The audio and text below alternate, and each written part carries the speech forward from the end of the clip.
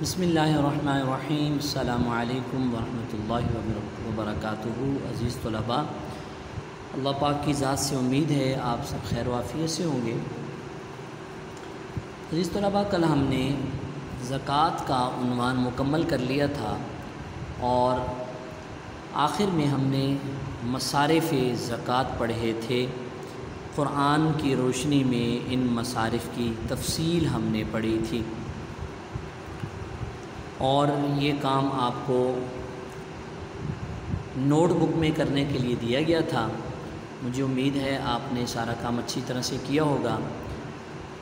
Note book کا کام آپ کو دکھا رہا ہوں تاکہ آپ اپنے کام پہ نظر ثانی کر لیں، اگر اس میں کچھ کمی بیشی ہو تو آپ اس کو دور کر لیں۔ عزیز طلباء، آپ دیکھ رہے ہیں سوال نمبر 4 یہ تھا، عملی کتاب کے مطابق قرآن کریم کی روشنی میں مصارف زکوٰۃ تحریر کریں۔ عزیز طلباء، آپ دیکھ رہے ہیں نوٹ بک میں دائیں طرف جو ہے وہ 2 مارجن لائن حاشیہ کی لائن لگائی گئی ہیں اور بائیں طرف 1 لگائی گئی ہے۔ دائیں طرف 1 انچ کا فاصلہ ہے، بائیں طرف آدھے انچ کا فاصلہ ہے۔ عزیز طلباء، آپ نے بھی اپنی نوٹ بک اسی طرح خوبصورت بنانی ہے۔ آپ دیکھ رہے ہیں مصارف زکوٰۃ کا سب سے پہلے تو اس کا مطلب لکھا کہ مصارف زکوٰۃ سے کیا مراد ہے، پھر اس کے بعد وہ آیت کریمہ لکھی، مکمل آیت نہیں لکھی، تھوڑی سی آیت لکھنے کے بعد پھر آگے اس آیت کا مکمل ترجمہ لکھا گیا ہے۔ پھر ان مصارف کی تفصیل آپ دیکھ رہے ہیں کہ یہ لکھی گئی ہے کہ اس آیت کے مطابق مصارف زکوٰۃ 8 ہیں۔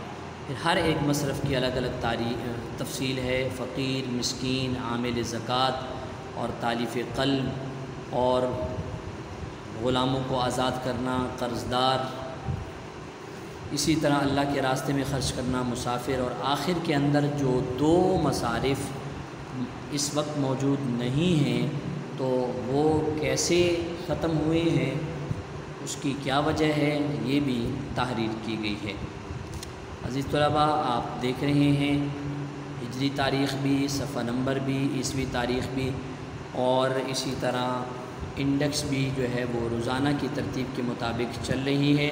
تو آپ نے یہ عزیز طلباء سارا کام اسی طرح سے خوبصورت انداز میں کرنا ہے۔ اب ہم اپنا اگلا عنوان شروع کرتے ہیں، اور آج جو ہمارا عنوان شروع ہو رہا ہے یہ ہے حج سے متعلق۔ عزیز طلباء، آپ نے شروع میں ایک حدیث پڑھی تھی جب ہم روزے سے متعلق پڑھ رہے تھے، بنی الاسلام علی 5، جس میں اسلام کی 5 بنیادیں بتائی گئیں کہ اسلام کی بنیاد 5 ستونوں پر ہے۔ ان 5 ستونوں میں آپ نے روزہ اور زکوٰۃ اور نماز یہ بھی پڑھا تھا، اور ان 5 ستونوں میں ایک حج بھی ہے۔ سب سے پہلے حج کا لغوی معنی کیا ہے؟ حج کا لغوی معنی ہے ارادہ کرنا۔ حج کا لغوی معنی کیا ہے؟ ارادہ کرنا۔ اور حج کا اصطلاحی معنی، اصطلاحی تعریف حج کی کیا ہے کہ مخصوص دنوں میں مخصوص مقامات پر مخصوص طریقے سے چند اعمال کرنا، اس کو حج کہتے ہیں۔ دوبارہ سنیں، مخصوص دنوں میں مخصوص مقامات پر مخصوص طریقے سے چند اعمال کرنے کو حج کہتے ہیں۔ حج کس پر فرض ہے اور اس کی فرضیت کا حکم اللہ تعالیٰ نے قرآن پاک میں دیا ہے؟ تو یاد رکھیے، ہر شخص پر زندگی میں ایک بار حج فرض ہے، لیکن وہ شخص کہ جس کے پاس اتنا مال ہے جس مال سے وہ جہاں رہتا ہے وہاں سے مکہ معظمہ جانے کا خرچہ کر سکتا ہو، اپنا جتنے دنوں میں یہ کام اس نے حج والا کرنا ہے اپنا ذاتی خرچہ بھی کر سکتا ہو، اور اتنے دنوں کا خرچہ اپنے گھر میں بھی دے کر جا سکتا ہو، تو اس پر حج فرض ہے۔ اگر اس کے پاس اتنا خرچ نہیں ہے کہ وہ وہاں جا کر تنگ ہو جائے گا، لوگوں سے اس کو مانگنا پڑے گا، اور یا گھر والے اس کے پیچھے پریشان ہو جائیں گے، تو ایسے شخص پر حج فرض نہیں ہوگا۔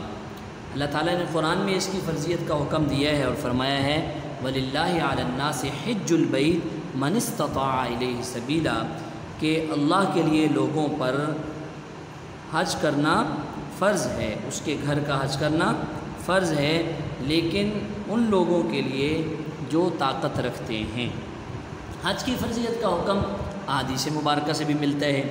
اللہ کے نبی صلی اللہ علیہ وسلم نے فرمایا یا ایھا الناس قد فرض اللہ علیکم الحج فحجوا، اے لوگو اللہ نے آپ پر حج فرض کیا ہے لہٰذا آپ حج کیا کرو۔ اسی طرح حج کی فضیلت بھی حدیث مبارکہ میں آتی ہے۔ اللہ کے نبی صلی اللہ علیہ وسلم نے فرمایا کہ عمرے کے بعد عمرہ کرنا ان گناہوں کا کفارہ ہے جو ان کے درمیان صادر ہوں، کہ ایک عمرہ کیا اس کے بعد پھر دوبارہ عمرہ کر لیا، ان کے درمیان جو گناہ ہیں اللہ ان گناہوں کو معاف فرما دیتے ہیں، اور مقبول حج کا ثواب جنت ہے، اور مقبول حج کا ثواب جنت ہی ہے۔ آخر میں آج جو ہم پڑھیں گے حج کا وقت پڑھیں گے کہ اس کے لیے حج کے لیے نماز اور روزے کی طرح وقت متعین ہے، وقت کے بغیر حج نہیں کر سکتے۔ جیسے آپ نے حج کی تعریف میں پڑھا ہے کہ حج کی تعریف کیا ہے، مخصوص دنوں میں مخصوص مقامات میں مخصوص طریقے پر چند اعمال کرنا۔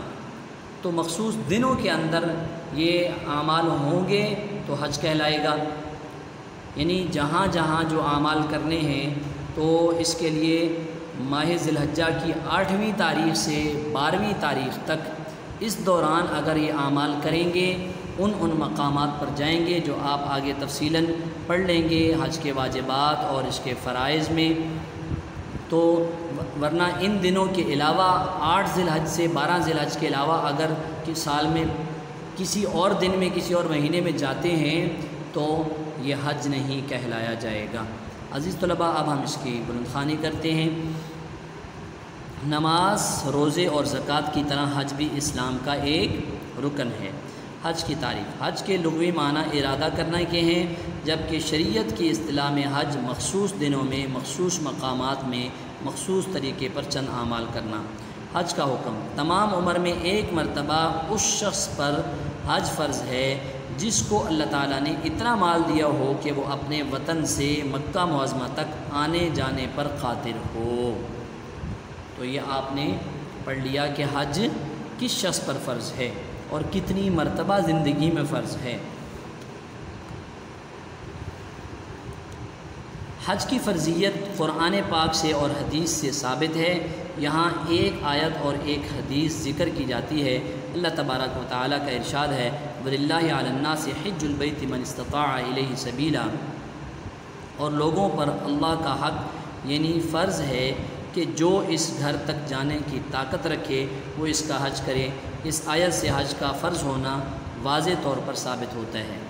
حج کی فرضیت حدیث شریف سے، حضرت ابو ہریرہ رضی اللہ تعالیٰ عنہ روایت کرتے ہیں کہ نبی کریم صلی اللہ علیہ وسلم نے ارشاد فرمایا کہ یا ایھا الناس قد فرض اللہ علیکم الحج فحجوا، ترجمہ اے لوگو اللہ تعالیٰ نے تم پر حج فرض کیا ہے لہٰذا حج کرو۔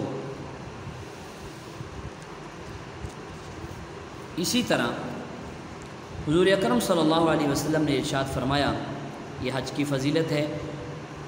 عن ابی ہریرہ رضی اللہ عنہ ان رسول اللہ صلی اللہ علیہ وسلم قال العمرۃ الی العمرۃ کفارۃ لما بینہما والحج المبرور لیس له جزاء الا الجنہ۔ ترجمہ، حضرت ابو ہریرہ رضی اللہ تعالیٰ عنہ بیان کرتے ہیں کہ رسول اللہ صلی اللہ علیہ وسلم نے ارشاد فرمایا کہ عمرے کے بعد عمرہ کرنا ان گناہوں کا کفارہ ہے جو ان کے درمیان صادر ہوں، اور مقبول حج کا ثواب جنت ہی ہے۔ حج کا وقت، جس طرح نماز روزہ کا وقت متعین ہے اسی طرح حج کا بھی وقت مقرر ہے۔ حج کے اعمال ماہ ذو الحجہ کی 8ویں تاریخ سے 12ویں تاریخ تک ادا کیے جاتے ہیں۔ ان تاریخوں کے علاوہ کسی اور تاریخ میں حج ادا نہیں کیا جا سکتا۔ عزیز طلباء، عملی کتاب میں آج ہمارا کام نہیں ہوگا، نوٹ بک پر کام کرنا ہوگا، لیکن آپ نے کام کیا کرنا ہے، آپ عملی کتاب صفحہ نمبر 35 پہ دیکھیں گے تو سوال نمبر 1 ہے، حج کی تاریخ بیان کریں اور قرآن و حدیث سے حج کی فرضیت ثابت کیجیے۔ عزیز طلباء، یہ آپ نے نوٹ بک کے اندر یہ کام کرنا ہے، حج کی تاریخ بیان کرنی ہے اور قرآن و حدیث سے حج کی فرضیت کا جو ثبوت ملتا ہے یہ آپ نے نوٹ بک کے اندر یہ پورا سوال جواب آپ نے لکھنے ہیں اور اس کو یاد کرنا ہے۔ آج کی اپنی ڈائری آپ نوٹ کر لیں، یہ آپ کی ڈائری ہے عزیز طلباء۔ عملی کتاب صفحہ نمبر 35 سوال نمبر 1 نوٹ بک میں لکھیں اور یاد کریں۔ اللہ آپ کا حامی و ناصر ہوں۔ السلام علیکم ورحمۃ اللہ وبرکاتہ۔